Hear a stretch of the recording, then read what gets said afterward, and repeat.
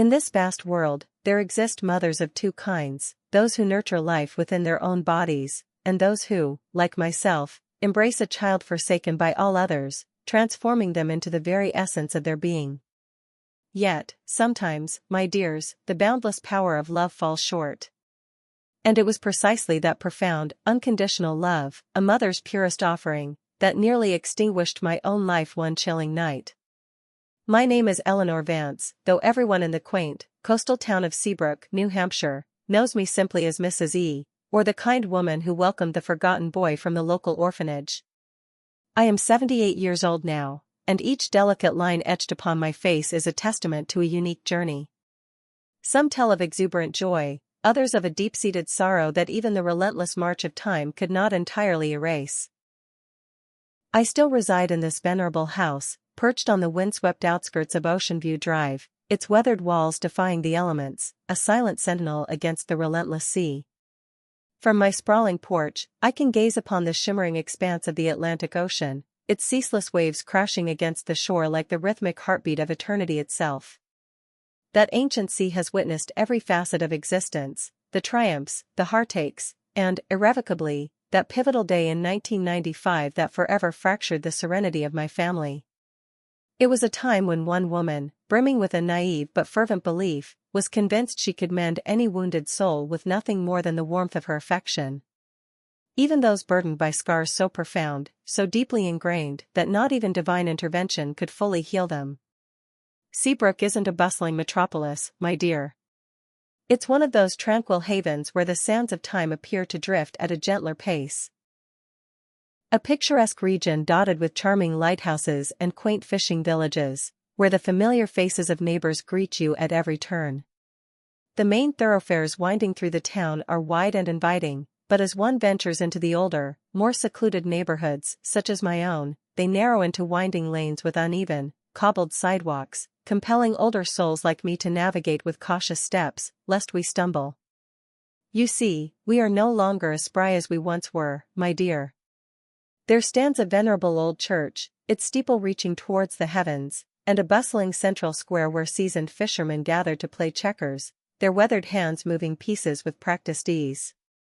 And, of course, there is the ever-present ocean, which, in the throes of a fierce nor'easter, sometimes unleashes its fury, inundating the lower dwellings and reclaiming a portion of the town in its turbulent embrace. It was in the aftermath of the devastating Great Nor'easter of 1991, which left our own home severely damaged, that my beloved, departed husband, Robert, and I made the heartfelt decision that it was time to expand the loving embrace of our family. We were already blessed with two wonderful biological children, Sarah, a spirited 22-year-old at the time, and Thomas, a contemplative 20-year-old. However, my heart, a repository of boundless compassion, yearned for more children to cherish. It was Sarah, with her innate empathy, who gently planted the seed of an idea. She had embarked upon a school project at the venerable St. Augustine's Children's Home, nestled on the verdant outskirts of town. She returned home one evening, her eyes swollen and red-rimmed from unshed tears. "Mama," she began, her voice quivering with raw emotion, "you simply must witness those children. Some have languished there for years, utterly unwanted, simply because they've outgrown the innocent appeal of infancy. Everyone, it seems, only desires the sweet simplicity of babies." Her poignant words resonated within the depths of my mind, echoing persistently. Robert, my steadfast husband, was never one to openly display his emotions, yet he invariably honored my heartfelt desires. He labored diligently as a foreman at the bustling local shipyard, a man of profound seriousness and deliberate words, but beneath his stoic exterior beat a heart of pure gold. When I tentatively broached the idea of adopting an older child, he merely regarded me with that familiar, discerning gaze of his, taking a slow, contemplative drag from his hand-rolled cigarette on the porch. Then, with a gentle exhaling sigh, he uttered, "If that is truly your desire, Eleanor, then let us go and meet this child." Our inaugural visit to the orphanage caused my heart to nearly burst forth from my chest, a tumultuous mix of anticipation and apprehension. It was undeniably a meticulously maintained facility, yet it exuded an overwhelming aura of profound sadness. Children, in their very essence, ought to be a whirlwind of boundless energy, running, leaping, and filling the air with their joyous cacophony. Yet, within those hallowed walls, every child seemed to tread with a cautious delicacy, as if fearing to even breathe with excessive loudness. The director, a formidable woman named Miss Albright, her slender frame and countenance perpetually set in a rather stern, lemon-sucking expression, led us into her office. "Do you possess a specific preference for gender, a boy or a girl?" she inquired, her tone crisp and businesslike. "And what age range do you envision?" "We yearn for a child who genuinely yearns for the embrace of a family," I declared, surprised by the unexpected surge of conviction within me. "One whom others, perhaps, might deem less desirable for adoption." It was at that precise moment that she first breathed the name of Caleb. "I oversee a 10-year-old boy. He has been under our care since the tender age of 6. He stands among the eldest residents here. He is intellectually gifted, yet profoundly reserved. His biological mother, tragically, was a victim of drug addiction, succumbing to an overdose. The identity of his father remains an enigma." When my eyes first alighted upon Caleb, he was ensconced in a secluded corner of the sprawling yard, utterly alone, an ancient, well-worn book clutched tightly in his small hands. He was a slender boy, with a mop of short, dark, straight hair, and eyes, large, fathomless, dark pools, that seemed to absorb the entire world into their depths. He offered no smile when we were formally introduced. Instead, he merely regarded us with an intense, scrutinizing gaze, studying us with the cautious wariness of a small, wild creature. "He is not particularly verbose," Miss Albright elaborated, her voice betraying a hint of resignation, "but he possesses a keen intellect, consistently achieving commendable grades in his academic pursuits. His primary challenge lies in forging meaningful connections with his peers." In that singular moment, the maternal core of my being had already rendered its profound decision. This boy, this quiet, introspective child, was desperately in need of the solace of a family. He was in desperate need of me. Robert, ever the empathetic partner, who stood steadfastly by my side, gently squeezed my hand. He, too, had perceived a profound resonance within his own heart. The labyrinthine process of adoption, as is invariably the case, proved to be an arduous and emotionally taxing journey. It encompassed a series of exhaustive interviews, intrusive home visits conducted by a diligent social worker, and an interminable deluge of bureaucratic paperwork. Yet, my resolve remained unyielding. After 4 arduous months, Caleb finally crossed the threshold of our home, carrying with him nothing but a small, worn backpack containing the entirety of his worldly possessions, a meager assortment of clothes, a cherished storybook, and a faded, chipped plastic toy car.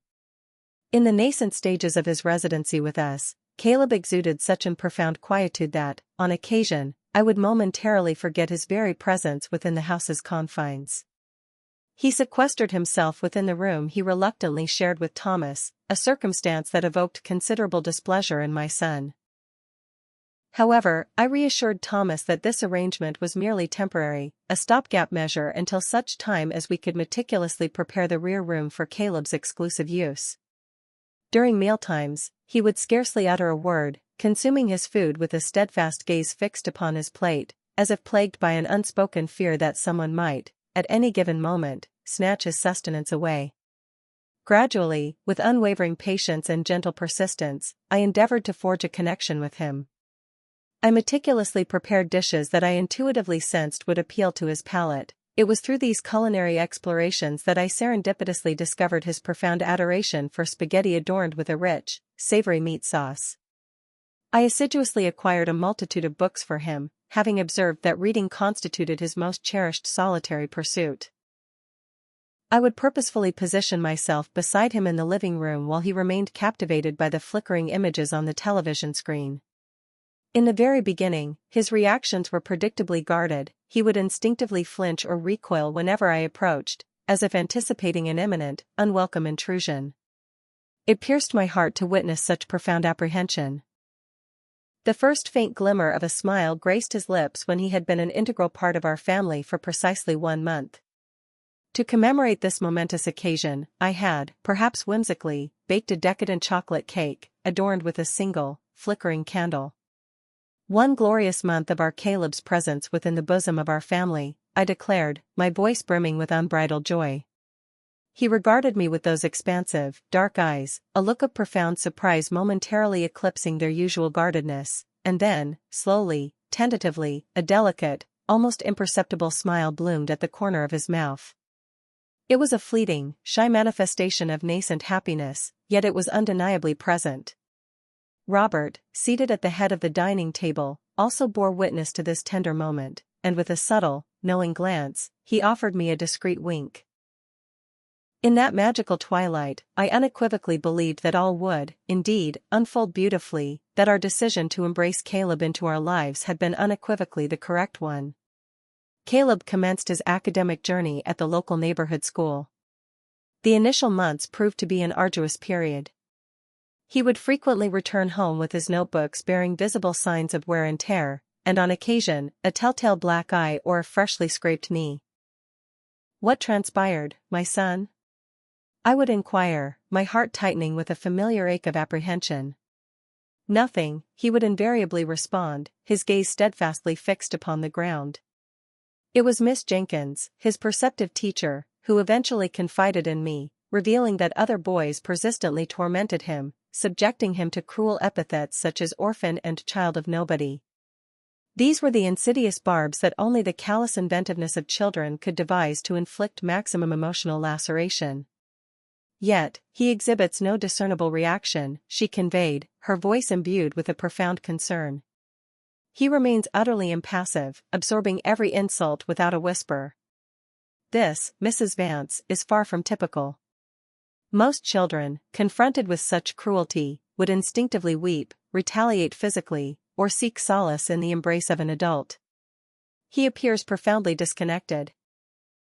As time inexorably marched onward, subtle shifts began to manifest, though not in the manner I had optimistically anticipated. Caleb maintained his characteristic reticence within the confines of our home. However, within the academic environment, his teacher's grievances escalated, encompassing an array of new and disturbing behavioral patterns. She reported instances of explosive outbursts of anger, triggered by seemingly innocuous events such as a broken pencil or an elusive book. He would, on occasion, dissolve into sudden, inexplicable fits of weeping, or conversely, stare fixedly into an unseen void for protracted minutes on end, his mind seemingly adrift in an inner world inaccessible to others. My earnest attempts to engage him in meaningful dialogue proved futile, akin to conversing with an impenetrable wall. Robert, my patient husband, found his reserves of tolerance progressively dwindling. "He desperately requires a structured environment, Eleanor," he asserted. "You are, I fear, excessively lenient with the boy." Yet, how could I possibly curb my profound indulgence? I would gaze upon his delicate, almost fragile countenance, upon those expansive eyes that appeared to bear a weight far too immense for a mere 10-year-old child, and my every thought coalesced around the singular imperative of fostering within him a profound sense of belovedness and unshakable security. One poignant afternoon, when Caleb had been an integral part of our family for nearly an entire year, he returned home from school considerably later than his usual hour. Twilight had already begun its gentle descent, casting long, ethereal shadows, and a mounting wave of anxiety compelled me to consider venturing out in search of him. As he eventually crossed the threshold, his usually pristine uniform shirt bore the unsightly evidence of a fresh tear, and a deeply disconcerting gash marred his chin. "My dear child, what on earth has transpired?" I exclaimed, rushing toward him, my hands instinctively reaching out to meticulously inspect his wound. In a sudden, cataclysmic eruption of emotion, the likes of which he had never before exhibited since his arrival, he exploded.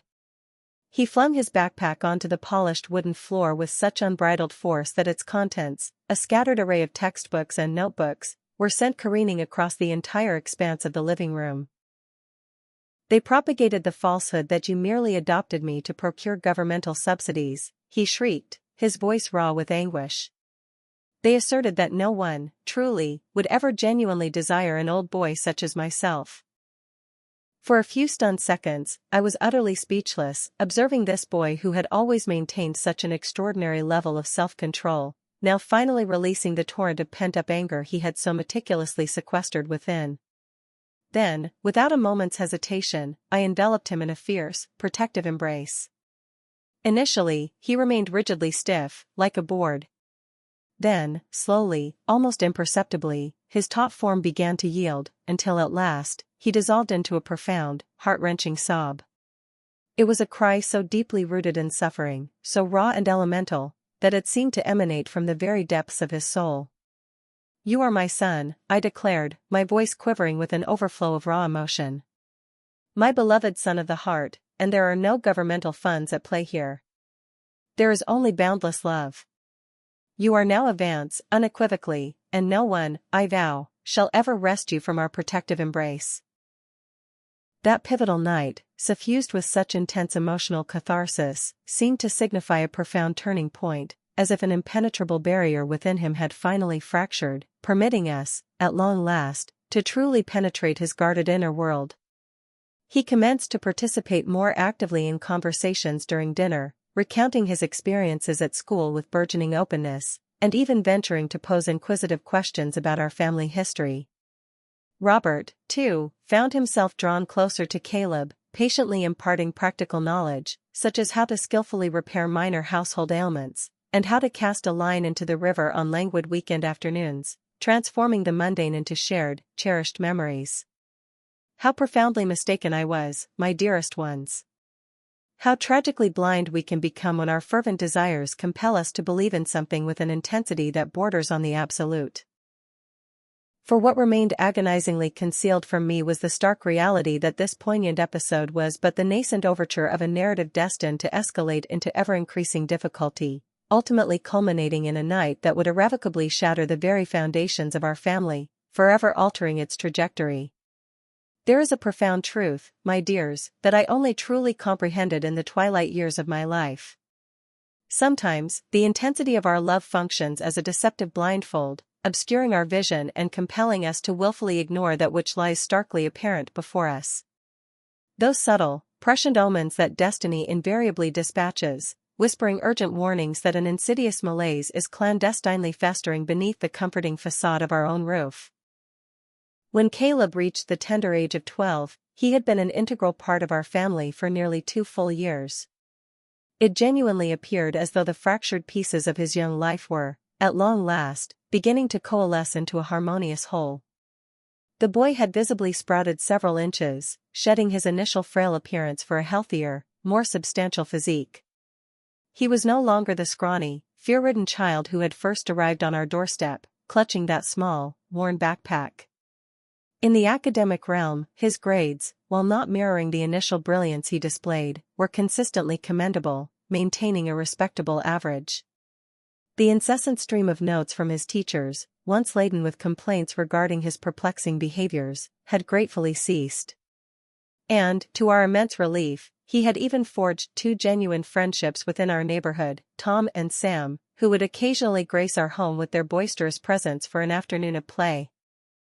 It was around this time that my son, Thomas, having graduated college, secured a promising position in Boston and moved away.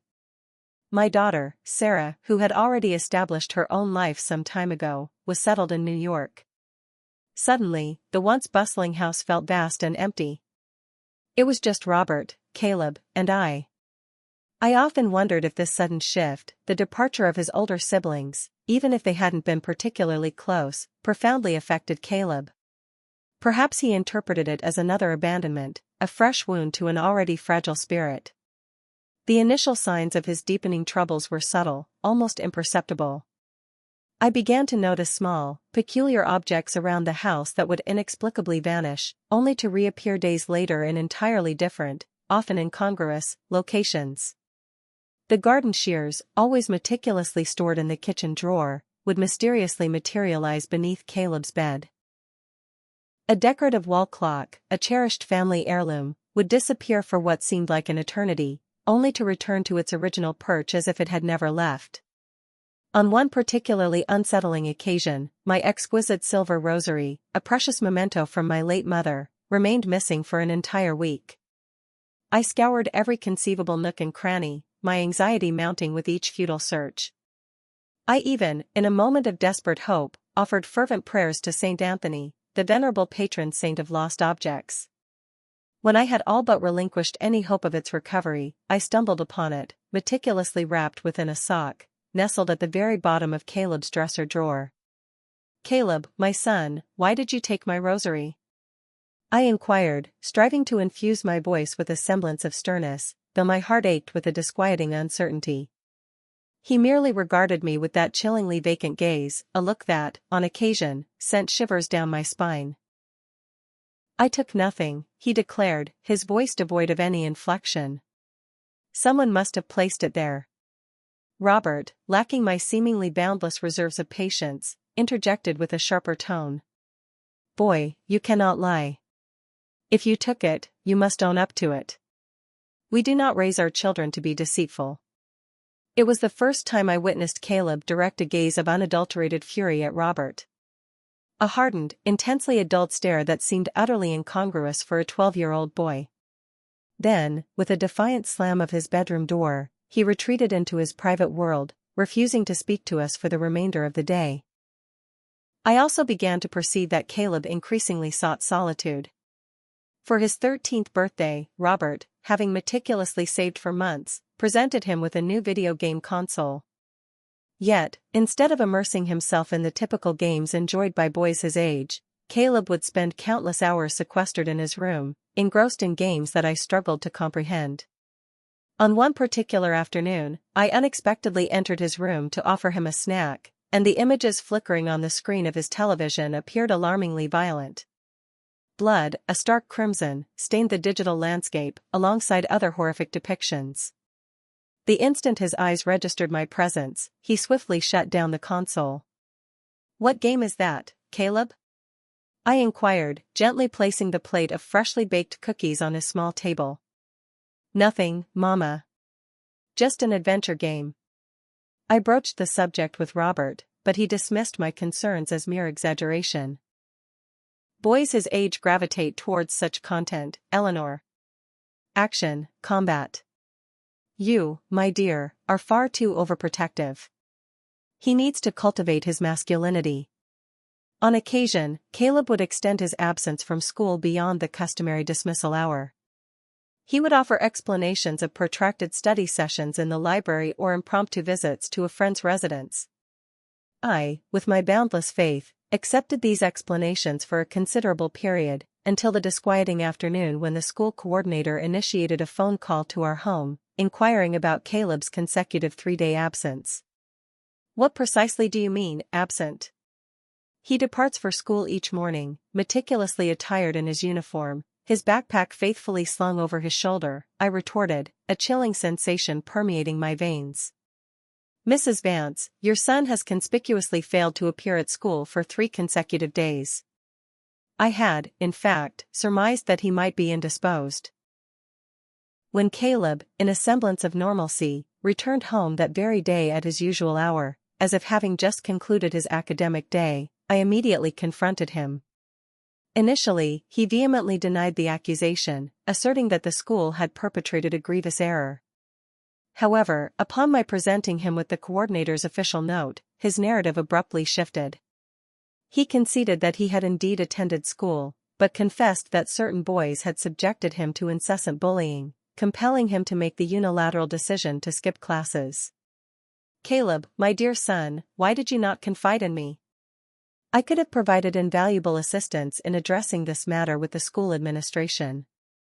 "Because you, Mama, would never truly comprehend," he retorted, his voice escalating to an unprecedented pitch of anger. "You harbor the naive belief that everyone possesses your inherent goodness, that everyone is driven by a genuine desire to assist. The world, Mama, simply does not operate in such an idyllic fashion." Robert, who at that precise juncture was returning home from his arduous day's work, overheard the escalating altercation and hastened to ascertain the cause of the commotion. Upon my tearful elucidation of the situation, his face flushed a vivid crimson with unbridled fury. It marked the inaugural occasion upon which I witnessed my husband's hand raised with the intent to strike Caleb, but I instinctively interposed myself between them. "No, Robert. Physical violence offers no resolution. Eleanor, this boy is in desperate need of boundaries. Can you not perceive the unfolding catastrophe? He is deliberately deceiving us, evading his academic responsibilities. Heaven only knows what other illicit activities he is engaging in outside the confines of this home." Caleb, seizing the opportune moment afforded by our heated exchange, bolted from the house, slamming the front door with such resounding force that its very foundations seemed to tremble. He only reappeared in the nascent hours of the following morning, by which time we had already, in a state of frantic desperation, contacted the local police. He gained entry with a stealthy quietude, but I, consumed by a gnawing anxiety, remained awake, ensconced in the living room, awaiting his return. When I flickered on the light, the sight that confronted me was profoundly shocking. His attire was soiled with mud and grime. A fresh scratch marred his face, and his eyes, those once innocent, inquisitive eyes, now seemed to belong to an entirely different entity. They were dilated, wild, and utterly devoid of any discernible recognition. "Caleb, my son, where have you been?" I inquired, clutching his shoulders with a desperate grip. "We have been utterly consumed by worry." "Around," he mumbled, his gaze resolutely avoiding mine. "I need to cleanse myself." The following day, as I meticulously sorted through his laundry, I discovered a lighter and a crumpled pack of cigarettes nestled within the pocket of his trousers. I wept inconsolably throughout the day, my sorrow shrouded in secrecy.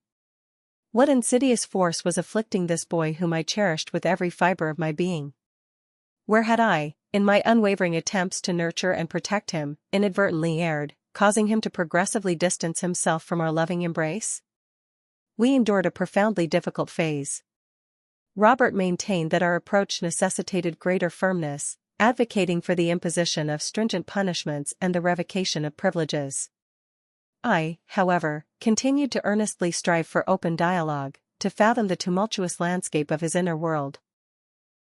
I even escorted him to a psychologist at the community center, yet he remained stubbornly silent throughout the 3 sessions I managed to coax him into attending.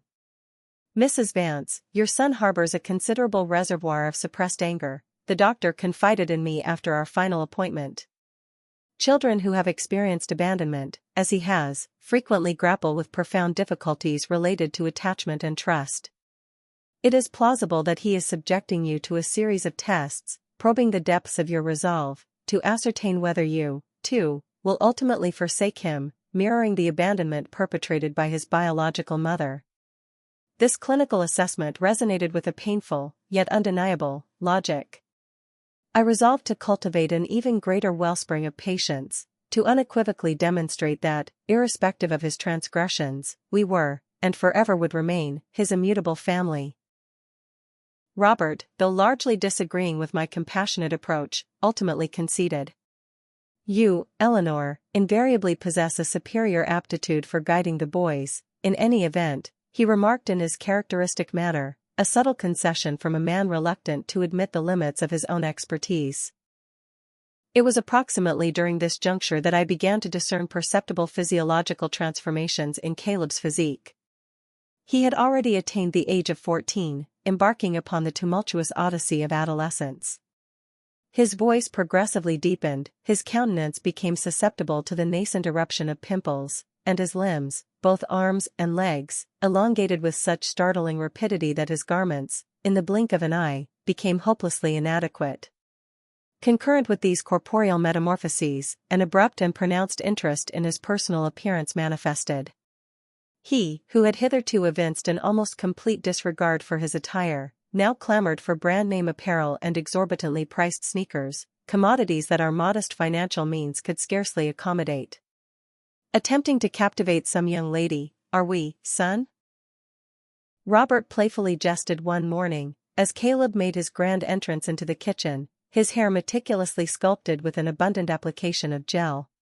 His face, in response to this paternal ribbing, suffused with a vivid crimson, yet he offered no verbal retort. It was also around this time that I made a disquieting discovery, a collection of magazines. I stumbled upon them secreted beneath his mattress while meticulously changing the bed linens.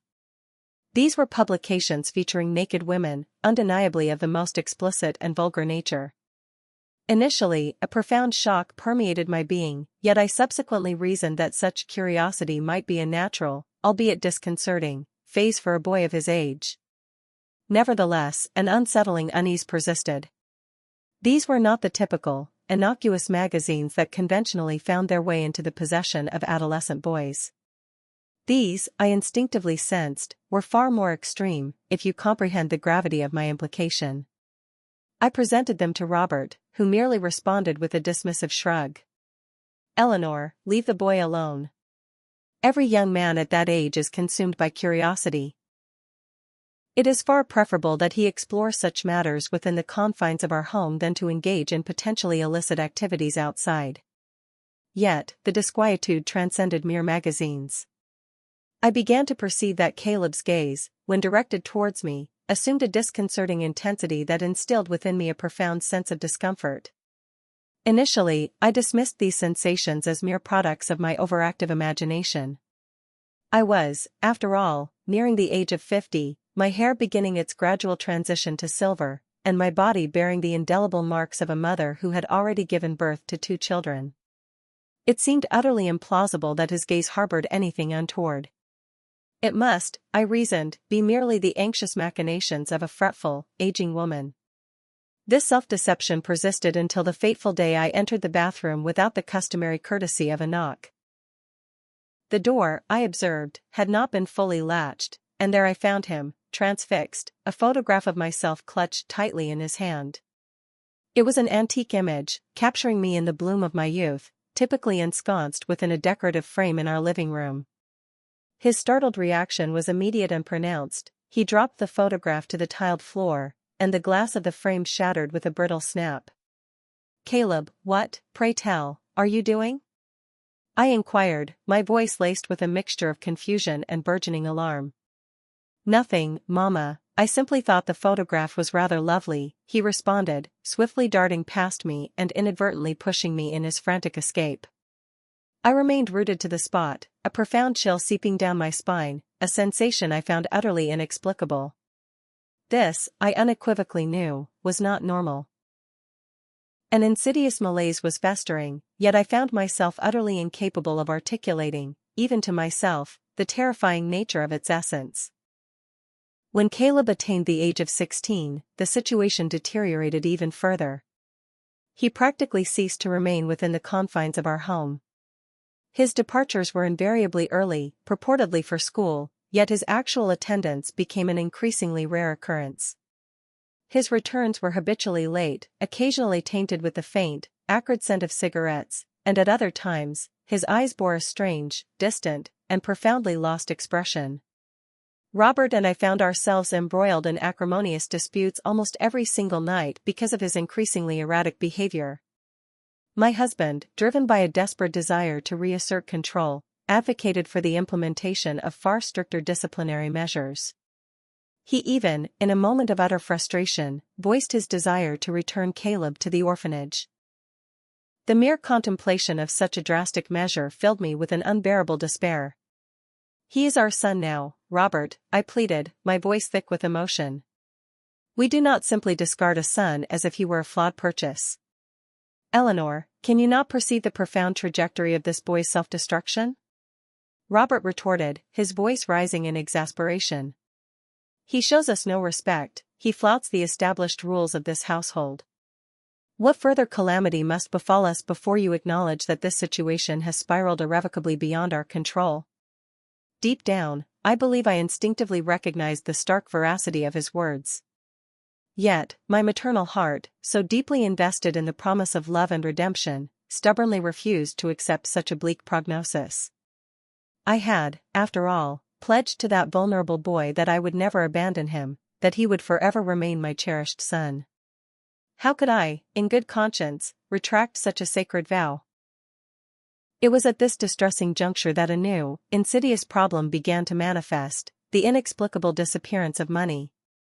Initially, it was a relatively modest sum, a mere $50 vanishing from Robert's wallet, which he, in his characteristic absent-mindedness, merely attributed to an oversight. Subsequently, a more substantial $100 vanished from my meticulously organized grocery envelope. However, when my sister-in-law Martha's monthly pension money, which I diligently safeguarded for her in the drawer of my dresser, inexplicably disappeared, further denial became an utterly untenable option. I confronted Caleb one afternoon upon his belated return home. It was already 1998. He was 16. And that once skinny, timid boy had undergone a disquieting transformation into a tall, physically robust young man, his gaze alternating unsettlingly between vacant indifference and outright defiance. "Caleb, did you abscond with Aunt Martha's money?" I inquired directly, eschewing any euphemisms. "What money are you referring to?" he countered, unceremoniously tossing his backpack onto the sofa and heading directly for the refrigerator, his movements radiating an air of calculated nonchalance. "You are acutely aware of precisely what money I refer to, $400, specifically, which were in my drawer. Your Aunt Martha's pension money, which I meticulously preserve for her." He turned to face me, a can of soda clutched in his hand, and for the very first time I was confronted by a smile that chilled me to the bone. It was a cold, disdainful, and deeply mocking smile. "And if, indeed, I did take it, what precisely do you intend to do about it?" I was utterly dumbfounded for several agonizing seconds.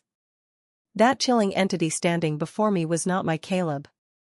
It bore no resemblance to the boy I had nurtured with such boundless love over the preceding 6 years. It was a complete stranger, a malevolent impostor, inhabiting the corporeal form of my son. "Caleb, my dear son, why do you perpetrate such acts? If you were in need of financial assistance, you had merely to voice your request. Our means may be modest, but we invariably find a way to provide." "I am not your son," he interjected, his voice imbued with a chilling maturity that belied his years. "I never was. You, Mama, are the sole architect of this fantastical narrative within your own mind." These words pierced my heart like a venomous dagger. My legs buckled beneath me, compelling me to clutch desperately at the table's edge to prevent an ignominious collapse. Tears, a torrential, uncontrollable deluge, streamed down my face. "Caleb, do not utter such cruelties. I cherish you as my own son. Indeed, from the very first day, I have loved you unconditionally." He responded with a sardonic laugh, a chilling, unfamiliar sound that bore no resemblance to his youthful mirth. "Love is a mere illusion, Mama. People, in their inherent selfishness, merely exploit one another. Precisely as you and Robert exploited me to perpetuate your self-aggrandizing charade as benevolent Samaritans, the ostensible saviors of the orphaned boy." He casually brushed past me, disappearing into the sanctuary of his room, leaving me utterly shattered, pulverized by the brutal force of his words. What unspeakable transformation had transpired within him? Where had I, in my earnest endeavors, grievously erred? Where was that once sweet, vulnerable boy who, despite his myriad challenges, occasionally offered fleeting glimpses of affection and profound gratitude? That day, I wept with an intensity one had never before experienced. Robert discovered me in this desolate state upon his return from work, and a mere glance sufficed to convey the gravity of the unfolding crisis. After my tearful recounting of the entire harrowing episode, my husband remained enveloped in a protracted silence, chain-smoking cigarettes on the porch, each exhale carrying with it a visible plume of his profound weariness. When he finally articulated his thoughts, his voice was imbued with an almost palpable fatigue. "Eleanor, he requires professional intervention, the kind of specialized assistance that we are, regrettably, incapable of providing. Perhaps it is time we considered a specialized institution." "No!" I shrieked, my voice laced with desperate anguish. "We will not abandon him. He is merely disoriented, lost. This is merely the tumultuous throes of adolescence. It will assuredly pass." Robert slowly shook his head, his expression betraying a deeper, more profound understanding than his words conveyed. My husband had always been a man of laconic utterance, yet possessed an extraordinary capacity for astute observation. Eleanor, there is an inherent dysfunction within him. Something that transcends the transient rebelliousness of a teenager, something that extends far beyond the emotional scars of abandonment. There is an intrinsic brokenness residing deep within that boy's soul. A profound fissure that, perhaps, not even the entirety of our boundless love can mend. That night, sleep proved to be an elusive solace. I lay awake, meticulously replaying every agonizing event that had transpired over the preceding years. The subtle, yet prescient, signs I had so foolishly disregarded, the alarming shifts in his behavior, the disconcerting intensity of his gaze, the increasingly elaborate falsehoods. Was Robert, I pondered with a chilling clarity, undeniably correct? Was there an inherent darkness within Caleb that defied our comprehension or our ability to assist? What remained agonizingly unknown to me was the stark reality that, within a mere few weeks, I would receive the definitive answer, delivered in the most profoundly devastating manner conceivable. An answer that would manifest itself on a night destined to irrevocably alter the very fabric of our existence, shattering our family in a way that defied any possibility of complete repair. There is an ancient adage, my dears, that posits one truly comprehends an individual only when sharing the intimate confines of the same domicile. And this profound truth manifested itself with stark clarity in our relationship with Caleb. The more time he spent within the hallowed walls of our home, the more acutely I perceived the unnerving presence of a stranger cohabiting with us, a chilling impostor usurping the identity of my beloved son. In the frigid depths of the winter of 1997, the unfolding events assumed an even more unsettling trajectory. Caleb, now a formidable 16-year-old, possessed the robust physique of a man and a voice that resonated with a burgeoning, deep timbre. Yet, his mind, his inner landscape, appeared to belong to an entity utterly alien to me. There were fleeting interludes when he would return home, embodying the affectionate boy I had initially encountered at the orphanage. During these precious moments, he would solicit my blessing, offer his assistance to Robert in rectifying minor household ailments in the yard, and diligently complete his academic assignments. In such hours, my heart would swell with a renewed surge of optimistic hope. I fervently believed that all tribulations would eventually dissipate, that this tumultuous period was merely a transient, difficult phase. Yet, there were other days. My God, how can one adequately articulate the profound transformation? It was as if he had been entirely supplanted by another individual. He would materialize at our doorstep with eyes burning crimson, his gait altered, his countenance hardened and impassive, and then, he would hermetically seal himself within the confines of his room for protracted, isolating hours. Should either Robert or I venture to initiate dialogue, he would erupt into paroxysms of unbridled rage, violently slamming doors, and wantonly destroying objects. On one particularly egregious occasion, he hurled his dinner plate against the wall, merely because I had gently requested him to modulate the volume of his raucous music. "Caleb, my son, what unholy force possesses you?" I would inquire, my voice choked with tears, as I meticulously salvaged the shards of shattered crockery and the scattered remnants of food clinging to the wall. "Nothing that you, Mama, would ever remotely comprehend," he would invariably retort, his gaze imbued with that chillingly vacant quality that never failed to send shivers down my spine. It was during this distressing period that I began to discern unsettling marks upon his arms. Initially, I attributed these abrasions to the inevitable rough and tumble of street brawls. Heaven knows he was perpetually embroiled in altercations within the neighborhood. However, one fateful afternoon, as I unceremoniously entered his room, unannounced, to deposit a fresh stack of laundered clothes, I bore witness to a horrifying sight. He was injecting a substance into his arm. I remained utterly transfixed at the doorway, paralyzed by shock. The meticulously folded pile of t-shirts slipped from my nerveless grasp. He slowly turned towards me, his eyes wide with a mixture of disbelief and then, a blazing fury. "Get out of here," he shrieked, springing from his bed with startling agility. I instinctively fled to my room, secured the lock, and frantically dialed Robert's workplace. My husband, dropping all his responsibilities, hastened home within the hour.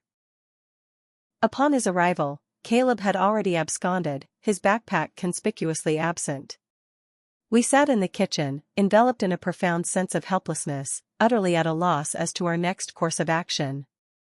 "Eleanor, we are unequivocally compelled to send him to rehabilitation," Robert declared, running a weary hand across his profoundly fatigued face.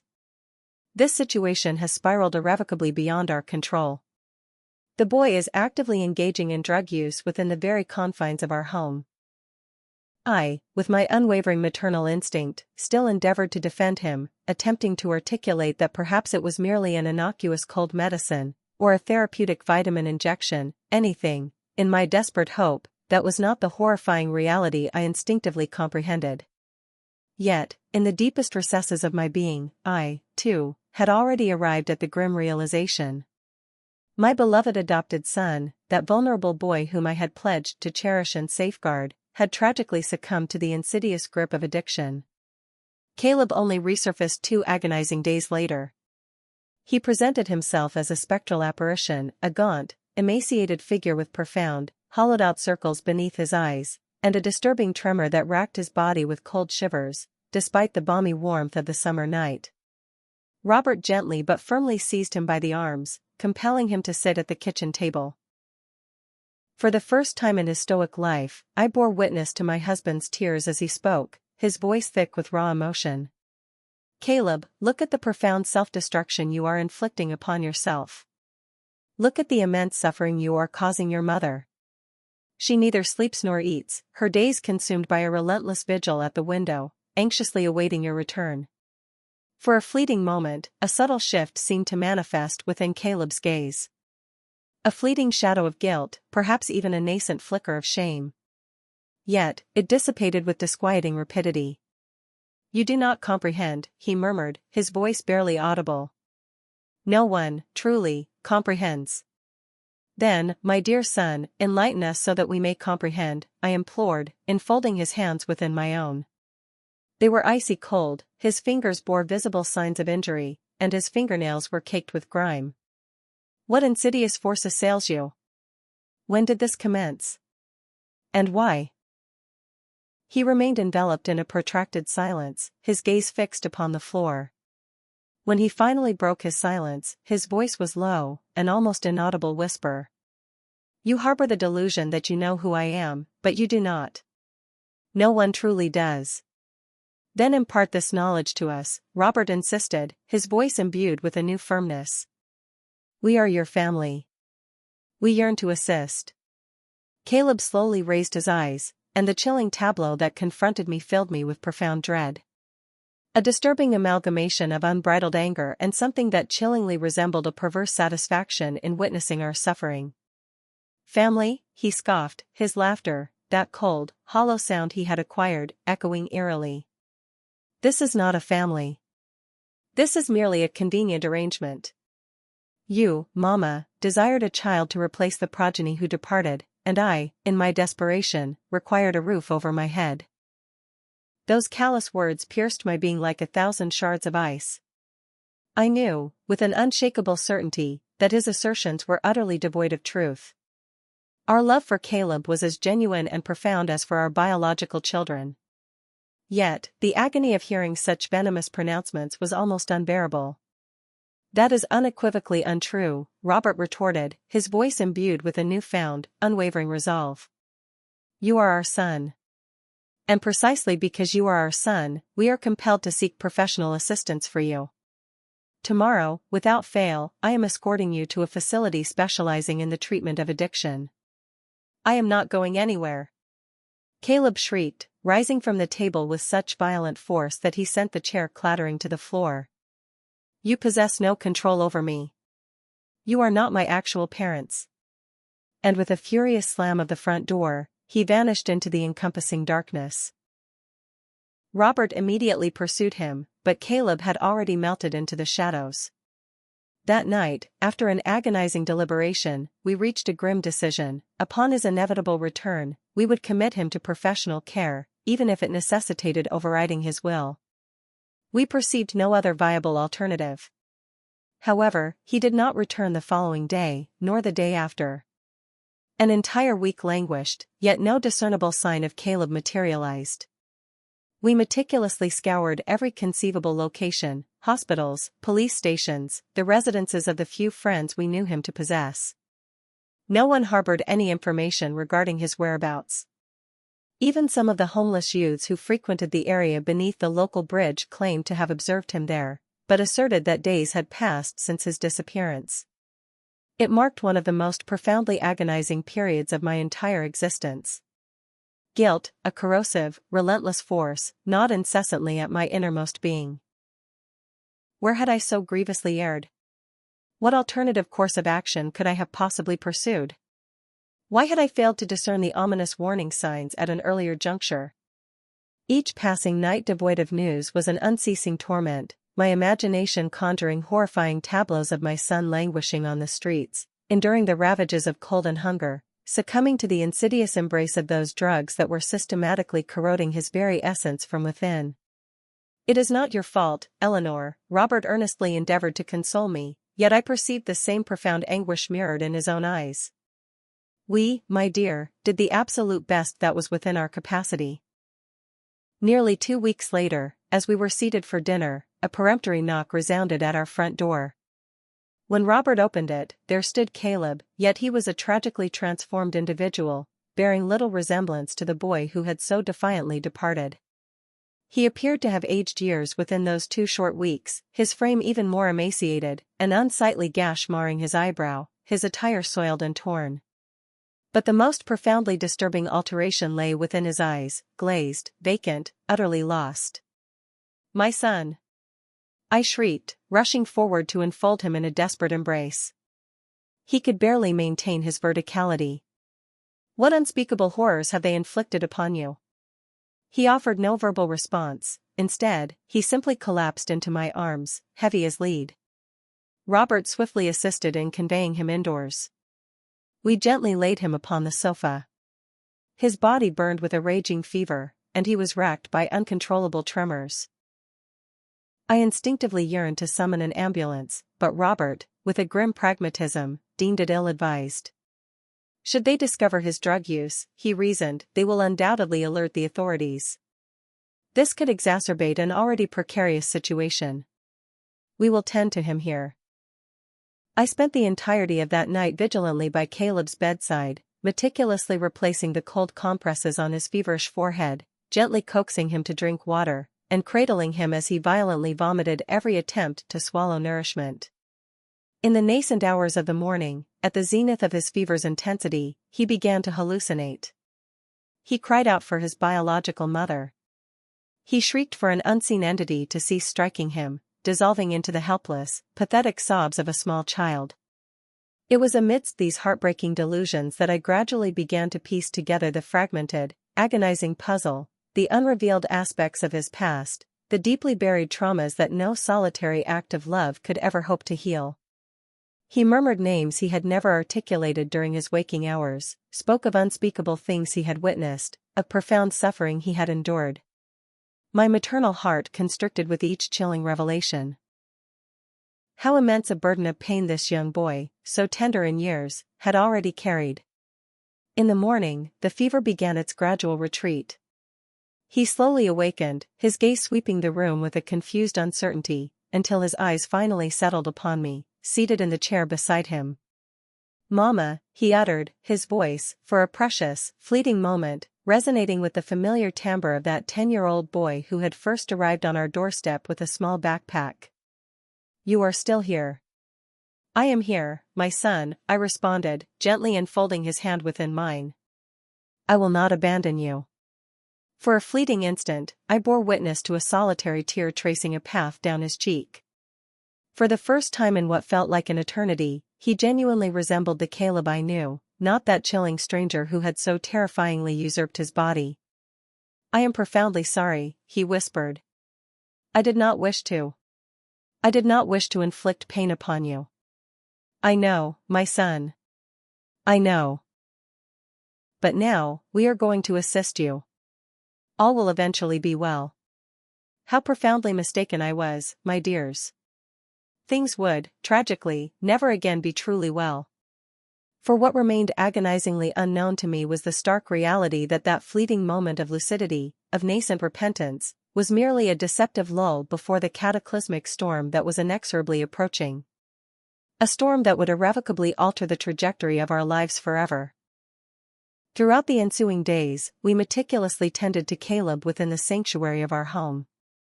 The process of withdrawal proved to be a harrowing spectacle. He was consumed by cold sweats, racked by uncontrollable tremors, plagued by incessant vomiting, and even suffered frightening convulsions. Robert, in his profound concern, yearned to transport him to the hospital, but I, burdened by a deep-seated fear, apprehended that they might commit him to an institution far worse than our current ordeal, or, more terrifyingly, relegate him to some impersonal governmental facility. Consequently, we assumed the mantle of his care right there, within our own four walls, Robert and I meticulously taking turns, ensuring he was never left unsupervised for even a solitary minute. Gradually, almost imperceptibly, his physical condition began to improve. A semblance of color returned to his pallid countenance. His appetite, long dormant, reappeared, and the incessant tremors diminished. Concurrent with this physical amelioration, a discernible shift in his demeanor also manifested. He appeared to regress to the Caleb of old, polite, even capable of displaying genuine affection. He proffered heartfelt apologies for his past transgressions, expressed profound gratitude for our unwavering care, and solemnly pledged that he would irrevocably reform, vowing never again to succumb to the insidious allure of drugs or to pilfer from us. And we, in our profound, yet ultimately foolish, hope, believed him wholeheartedly. Robert even secured a week's leave from his demanding work to meticulously supervise him, ensuring that he did not venture out alone, that he did not revert to his destructive former path. However, the exigencies of life soon compelled him to return to his duties. Life, as we know, does not pause simply because we grapple with personal adversities, does it, my dears? The relentless cascade of bills continued unabated. Food necessitated procurement, and rent demanded payment. In the nascent weeks of October, all aspects of our lives appeared to be gradually returning to a semblance of normalcy.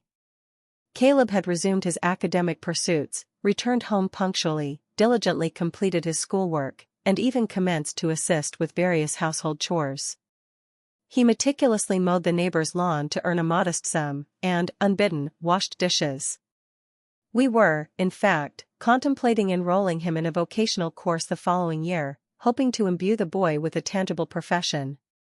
One serene evening, we found ourselves gathered around the dinner table, the three of us united, in a manner that had been tragically absent for a protracted period.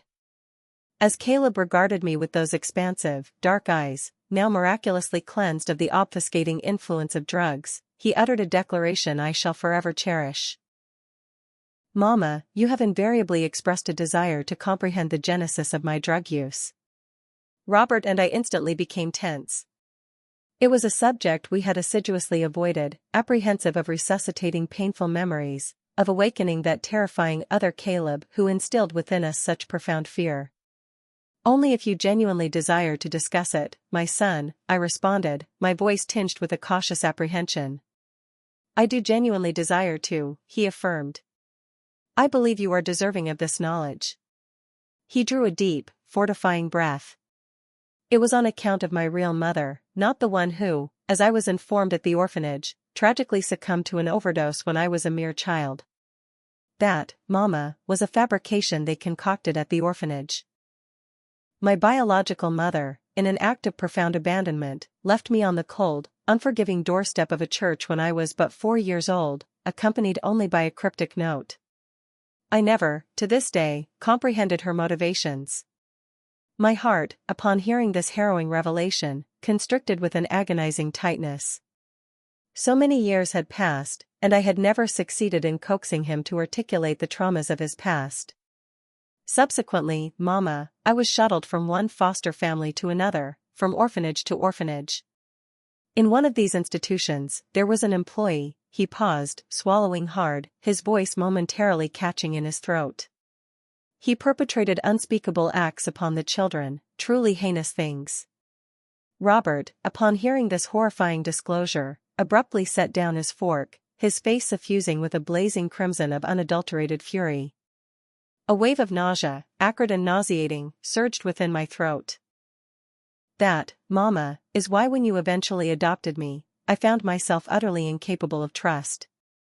I could not, in my fractured perception, genuinely believe that someone would truly desire to retain me, to care for me, without harboring an ulterior motive.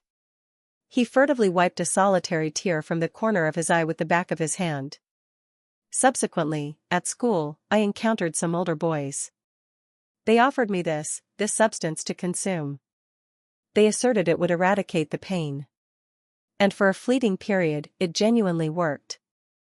When I was engulfed in the drug's haze, I remembered nothing. I felt absolutely nothing. I rose from the table, circumnavigated its perimeter, and enveloped my son in a fervent embrace, summoning every ounce of strength I possessed. Robert, too, joined us, placing a comforting hand upon Caleb's shoulder. For the very first time, it genuinely appeared as though we had successfully breached an impenetrable barrier, reaching the authentic Caleb. That profoundly wounded boy who desperately yearned for love yet possessed no intrinsic understanding of how to receive it. Caleb, my son, all will eventually be well, I promised, tenderly kissing the top of his head. We are going to assist you in surmounting this challenge, together, as an unbreakable family. That night, I nestled beside Robert, my heart overflowing with a nascent, yet profound, hope. Finally, we had comprehended the insidious forces at play within our son. Finally, we possessed the clarity to truly assist him. Robert, I genuinely believe that things will improve now, I confided in my husband as I extinguished the bedside lamp. He has, at long last, opened his heart to us. Robert remained silent for a protracted moment, then emitted a weary sigh. I fervently hope so, Eleanor, but I confess, there remains something in his eyes that continues to disquiet me. Robert, it is merely the lingering shadow of past trauma. The boy, my dear, has endured experiences that defy our wildest imaginings. It will require time, but he will assuredly recover. You will witness it. I rested my head upon my husband's chest and drifted into a tranquil slumber, experiencing a profound sense of peace that had eluded me for years.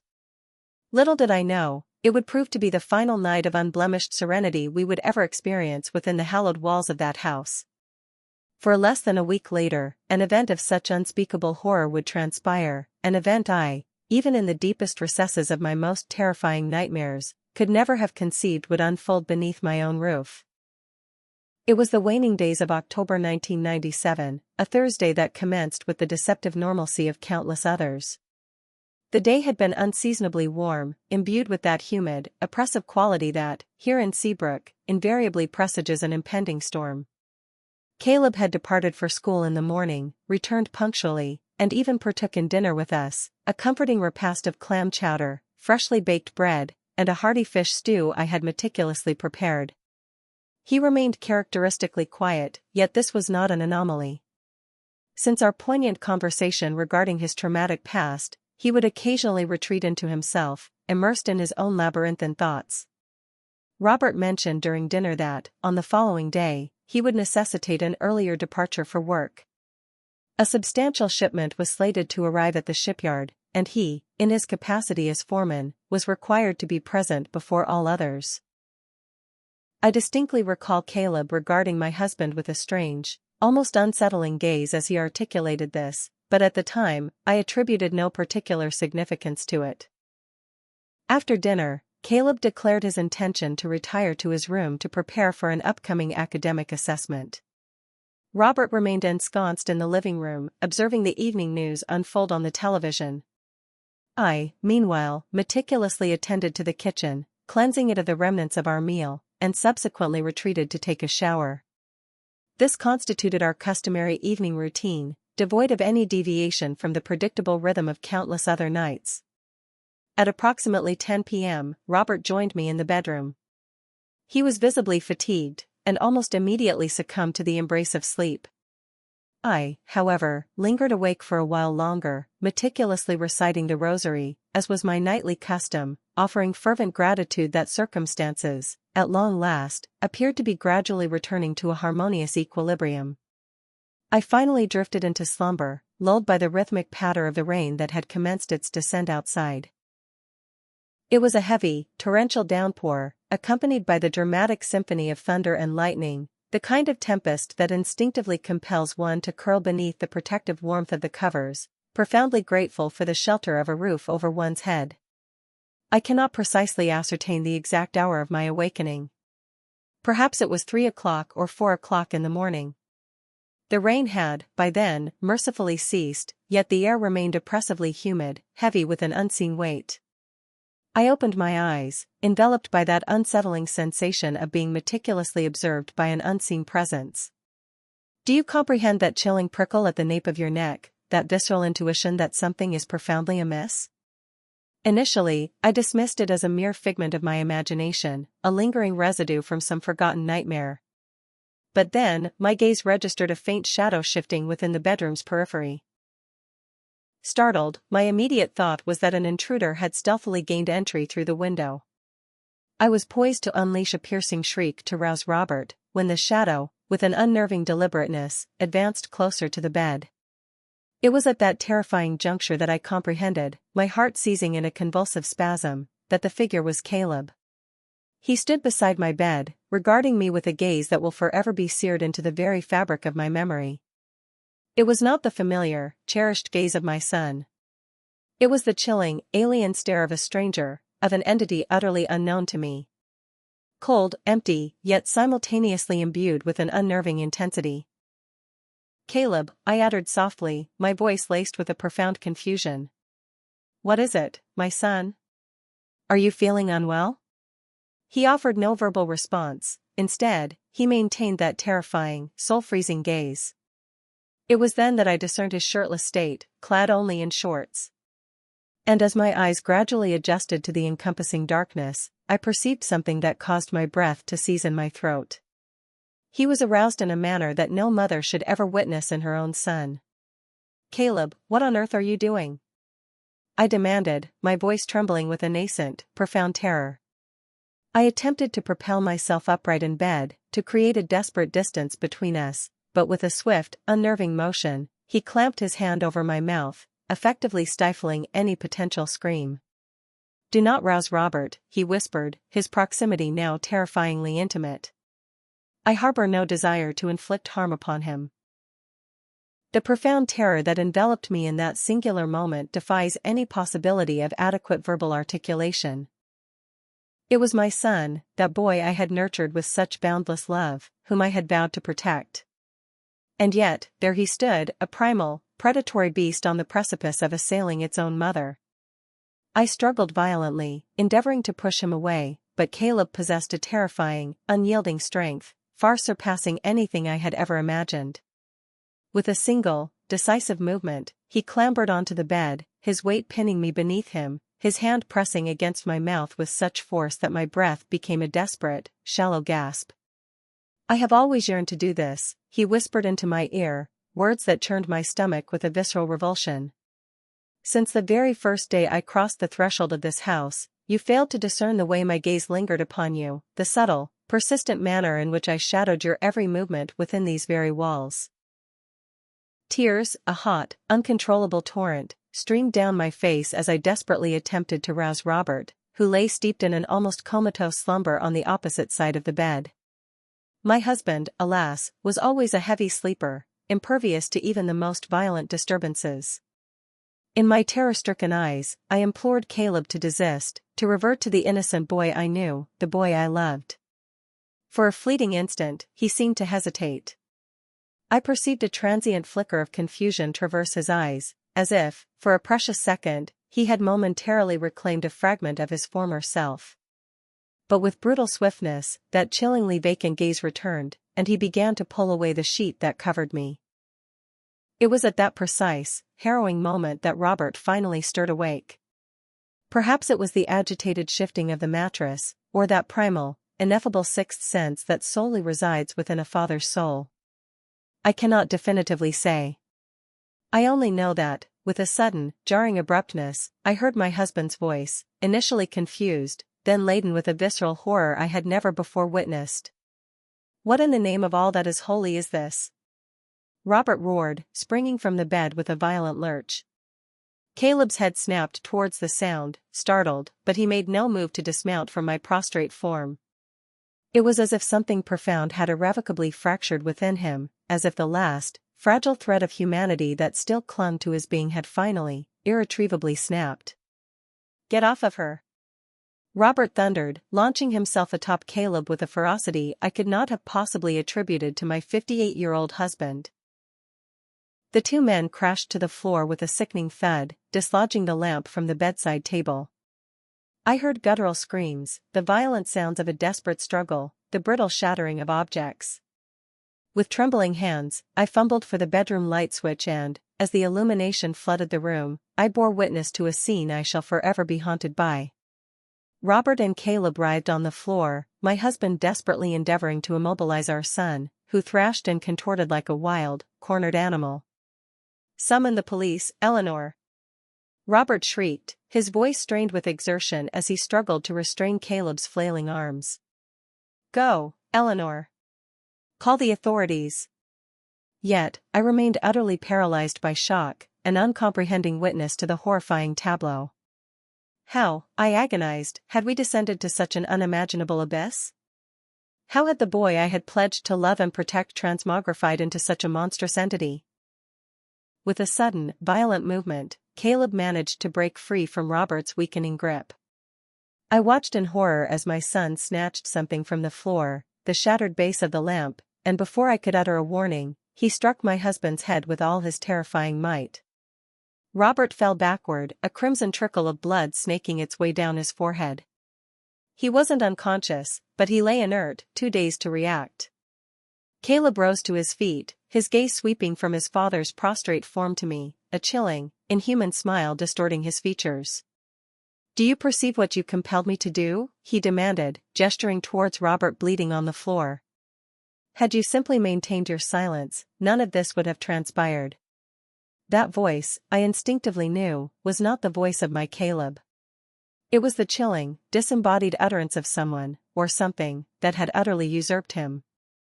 In that singular, terrifying moment, an instinct I never knew I possessed surged within me. I leaped from the bed, darted past Caleb, and frantically scrambled into the hallway. "Help!" I shrieked, my voice raw with terror, as I stumbled towards the front door. "Someone, please, assist me." Caleb pursued me, but in the darkened living room, he tripped over an unseen piece of furniture. I managed to reach the door, fumbled with the lock with trembling fingers, and burst out into the cold, damp street, still clad only in my nightgown. The night air was frigid and heavy with the aftermath of the rain, yet I barely registered the cold. I simply ran. I ran with an intensity one had never known, my screams for help echoing desperately into the night. It was Mr. Thompson, our kind neighbor from across the street, who emerged first, then Mrs. Davies from the house next door. Soon, half a dozen neighbors gathered in the street, their faces a mixture of confusion and profound alarm, confronted by the sight of a woman in a nightgown, screaming in unadulterated desperation in the dead of night. "My son! My husband! Please, someone summon the police."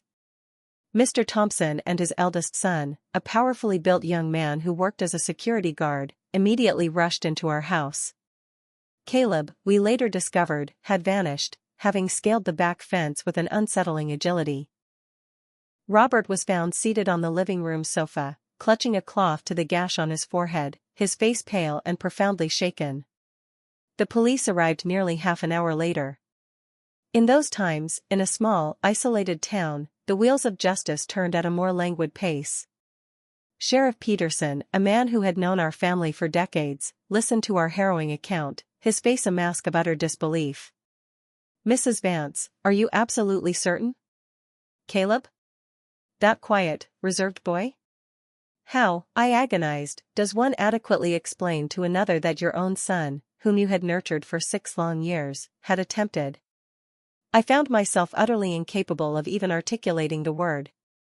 How does one concede that that boy, whom everyone perceived as shy and impeccably polite, harbored a darkness so profound that not even we, who cohabited beneath the same roof, truly comprehended its chilling depths.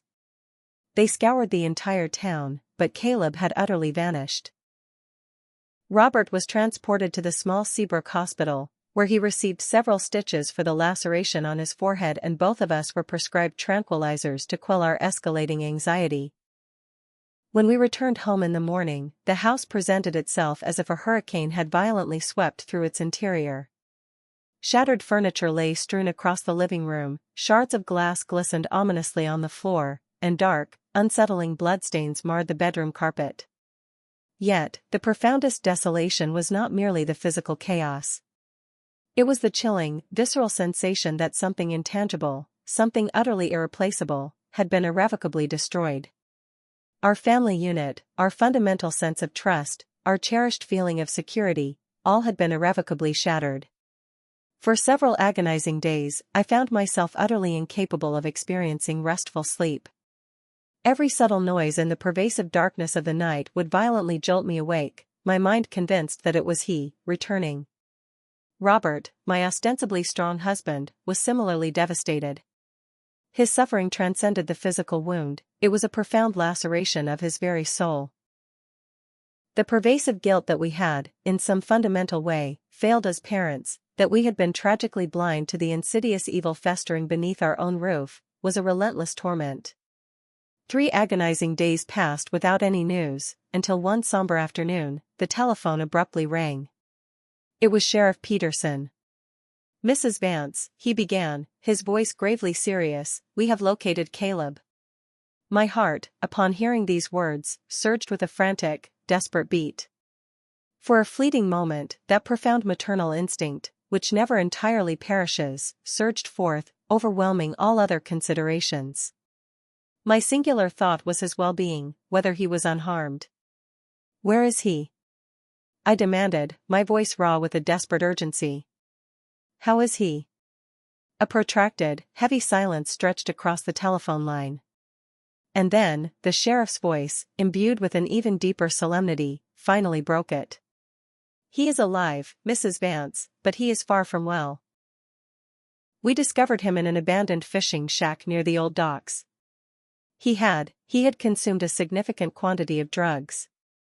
It appears he attempted to take his own life." The world, for an agonizing instant, seemed to screech to a halt. Despite the unimaginable horrors that had transpired, he remained my son, the vulnerable boy whom I had irrevocably promised never to abandon. "We transported him to the hospital initially," the sheriff continued, his voice softer now. "Subsequently, he will be transferred to the psychiatric hospital in Portland. The medical professionals are of the opinion that he harbors serious underlying mental health conditions, transcending mere chemical dependency." I cannot precisely recall how I concluded that harrowing phone call, nor how I managed to convey the devastating news to Robert. I only know that very afternoon, we embarked on a solemn journey to visit Caleb at the hospital. He was restrained to the bed with handcuffs, heavily sedated, his eyes half closed, his gaze vacant. He appeared not to recognize us. Or perhaps, I agonizingly pondered, he was merely feigning ignorance. I distinctly recall clutching his hand, cold and lifeless, and weeping until my wellspring of tears was utterly exhausted. "Caleb, my son, why?" I implored, even knowing that no coherent answer would be forthcoming. "Why?" The following day, he was formally transferred to the psychiatric hospital. We received authorization to visit him a week later. It was a profoundly desolate place, its stark white walls peeling, its corridors populated by individuals with lost, vacant gazes who wandered aimlessly. A young doctor, his eyes underscored by deep circles and his hair already noticeably thinning, received us prior to our visit. "Mrs. Vance, your son presents with a profoundly complex condition," he elucidated, meticulously leafing through a thick patient folder. "Schizophrenia, coupled with an antisocial personality disorder. In addition to the chemical dependency, it is highly probable that he harbored these underlying issues even prior to your adoption, but they have gradually manifested, significantly exacerbated by his illicit drug use." I remained enveloped in a stunned silence, slowly absorbing those difficult, clinical pronouncements that attempted to provide a rational explanation for the terrifying transformation of our son into an utter stranger before our very eyes. "Does he retain any memory of his actions?" Robert inquired, his voice strained. The doctor meticulously adjusted his spectacles. "Yes, and no. He oscillates between moments of chilling lucidity, during which he appears to experience genuine remorse, and other periods in which he vehemently denies everything, or chillingly asserts that you, in fact, deserved his actions. It is a characteristic manifestation of his condition. He is utterly incapable of maintaining a coherent line of thought." When we were finally ushered into the room where Caleb was confined, I barely recognized my own son. He had undergone further weight loss, his face was hollowed out, dark, profound circles accentuated his eyes, and his hair had been shorn brutally short. He sat on the bed, his gaze fixed upon the barred window, a prisoner of his own mind. "Caleb, my son," I ventured cautiously. He slowly turned his head. For a fleeting instant, I believed I perceived a glimpse of the old Caleb in those eyes, the frightened boy who had arrived at our house 6 years prior. But with brutal swiftness, that empty, distant gaze reasserted itself. "What is your purpose here?" he demanded, his voice monotonous, utterly devoid of emotion. "We came to ascertain your well-being," Robert responded, maintaining a noticeable distance. I observed that my husband could no longer regard Caleb in the same manner. Something profound and irreparable had fractured irrevocably between them. Caleb emitted a dry, humorless laugh. "It is now far too late to harbor concern, do you not concur?" "Caleb, my son, it is never too late," I insisted, still desperately endeavoring to reach some vestige of his former self that might remain intact. "You are afflicted. But you will, assuredly, recover." "And when I do recover, what then?" he interrupted, his voice escalating in agitation. "Shall I simply return home? Will we magically revert to being a blissful family, subsequent to the horrors I perpetrated?" I possessed no coherent answer to his scathing question, for in the deepest recesses of my heart, I knew his words held a terrible truth. Nothing would ever again be truly the same. Even if, one day, he experienced a complete recovery, even if, one day, we found the capacity to forgive, the indelible scars would remain permanent. That was the very last time we ever saw Caleb. A few weeks later, he was transferred to a secure custodial hospital in Concord, a grim institution designated for individuals with criminal histories and severe mental illnesses.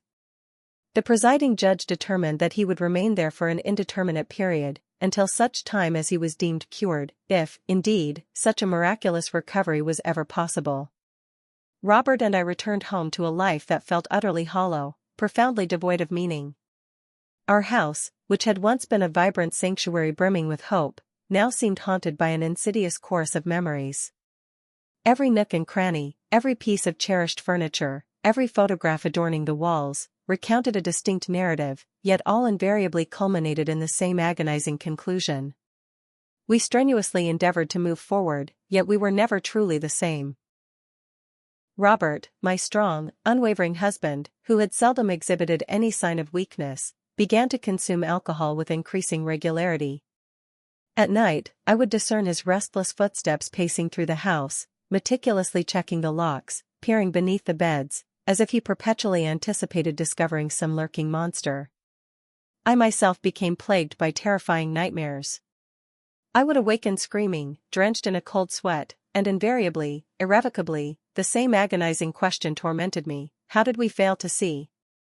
How did we fail to comprehend that something so profoundly amiss was festering directly beneath our very noses? Were we so consumed by a desperate yearning to save that boy that we willfully refused to perceive the unambiguous warning signs? Today, as I sit upon this weathered porch, observing the majestic Atlantic Ocean that continues its timeless ebb and flow as if utterly undisturbed by the passage of time, I can reflect upon those past events with a modicum of greater clarity. More than 25 years have transpired since that harrowing night.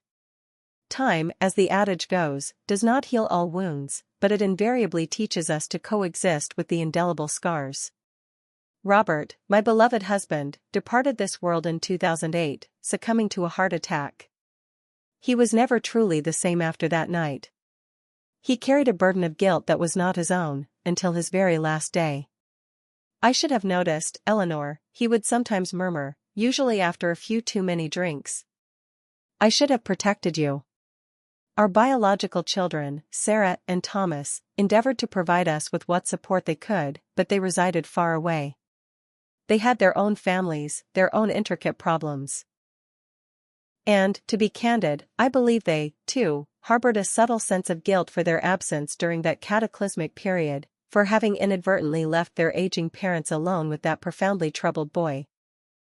As for Caleb, we received intermittent updates regarding his welfare through social services. I am aware that he remains institutionalized after all these protracted years. He has experienced periods of improved stability, interspersed with periods of profound deterioration. In 2012, he was evaluated for a potential release, but tragically experienced a violent relapse and was subsequently returned to intensive treatment.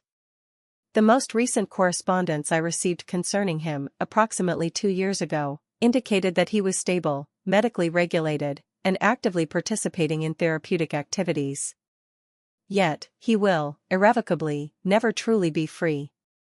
Neither from the physical confines of the institution nor from the insidious demons that relentlessly plague his innermost being. I ceased visiting him after Robert's passing, and not even on significant dates did I return. Some individuals might, perhaps, cast judgment upon me for this decision, deeming it an act of maternal abandonment in his greatest hour of need.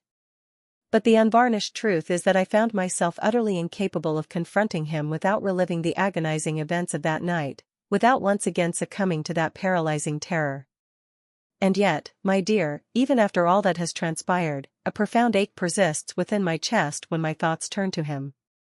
Not to the terrifying Caleb of that horrific night, but to the vulnerable 10-year-old boy with the large, frightened eyes, clutching his small backpack containing the sum total of his worldly possessions. The boy who, for a fleeting, precious period, was unequivocally my son. With the relentless passage of time, I have gleaned certain profound insights that I now yearn to impart to you. Perhaps they will offer solace or guidance to some mother, some father, who finds themselves grappling with a similar, agonizing situation. God willing, their ordeal will not attain the extreme magnitude of ours. Firstly, I have come to comprehend that love, in its boundless purity, does not possess the inherent power to cure all ills.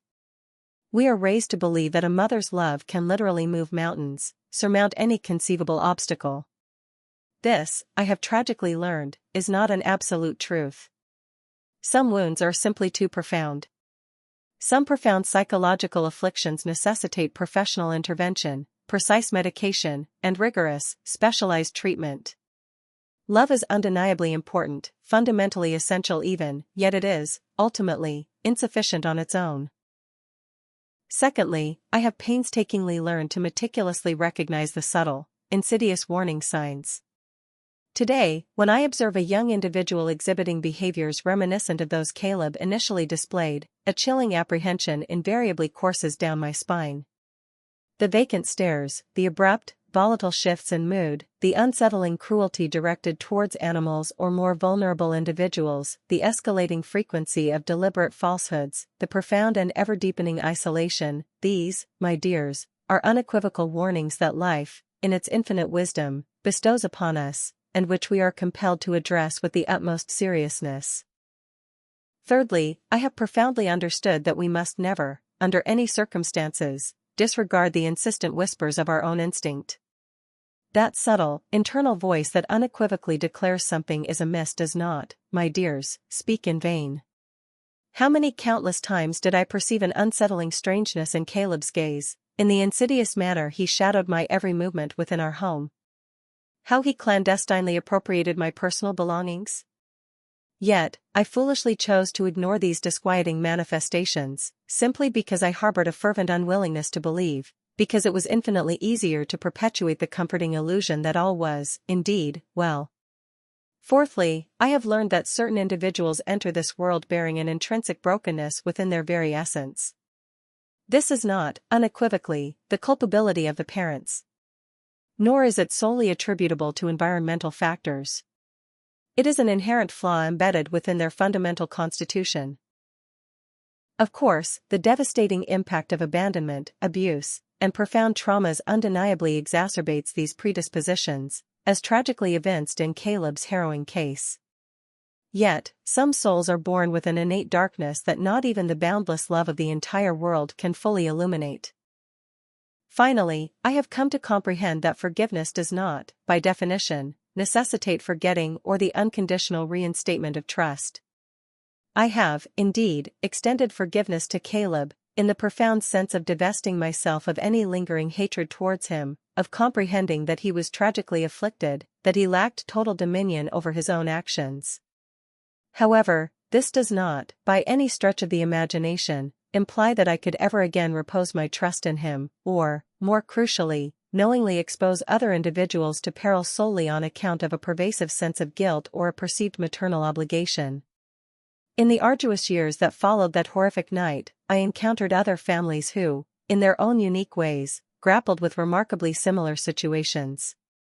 Not identical, perhaps, but certainly involving children afflicted by severe mental health disorders, who, tragically, became violent, dangerous. This phenomenon, I have discovered, is far more prevalent than our collective societal imagination allows for, yet it remains shrouded in a conspiracy of pervasive silence. It is as if admitting that one's own child could pose a threat constitutes the gravest possible maternal failure. We even, in our shared anguish, formed a support group here in Seabrook. We convene once a month at the church.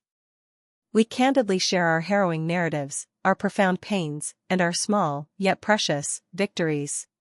It offers immense solace to realize that we are not alone, that other mothers, too, bear this silent, agonizing burden. Today, at 78 years old, I reflect upon my life's tapestry and perceive it to be profoundly marked by this enduring tragedy, yet not, definitively, wholly defined by it. I have, indeed, experienced moments of unbridled joy. Sarah's wedding, the miraculous birth of my beloved grandchildren, Thomas's infrequent, yet cherished, visits when he manages to journey from Boston. Life, I have learned, continues its relentless march forward, even when it appears utterly impossible to muster the strength to move. If you, my dear listener, find yourself navigating a similar, agonizing predicament, if you possess a child afflicted by profound mental health challenges who is progressively manifesting as a tangible threat, please, I implore you, do not succumb to the insidious grip of shame. Seek help. Do not, as I foolishly did, tarry until it is irrevocably too late. Do not permit love, in its profound and often blinding intensity, to obscure your perception of the genuine perils that loom. And, crucially, remember this: you are not an inadequate parent for acknowledging that your child requires a level of assistance that far surpasses your own capabilities. Oh, my dearest ones, if this poignant narrative has resonated within your heart, even amidst its inherent sadness, please do not neglect to subscribe to the Stories of Grand Women channel. Simply click the button situated directly beneath this video. And if you yearn to engage in meaningful dialogue with other individuals who meticulously follow our stories, I invite you to leave a comment below. Remember, my dear, profound wisdom does not exclusively emanate from the pages of academic tomes. It blossoms, rather, from the indelible scars that life, in its relentless passage, imprints upon our very being. And we, the elder generation, possess a multitude of such scars, and a boundless reservoir of narratives yet untold. Some joyous, some sorrowful, but all, unequivocally, steeped in truth. All an intrinsic part of this magnificent, arduous odyssey that is the act of living. Sometimes, we traverse countless years, our paths intertwining with the same individuals, yet we never, not for a fleeting moment, truly fathom the depths of their lived experiences, the unyielding struggles they have endured merely to survive. Each deeply etched wrinkle upon a face like mine conceals 1,000 narratives, 1,000 silent battles valiantly fought.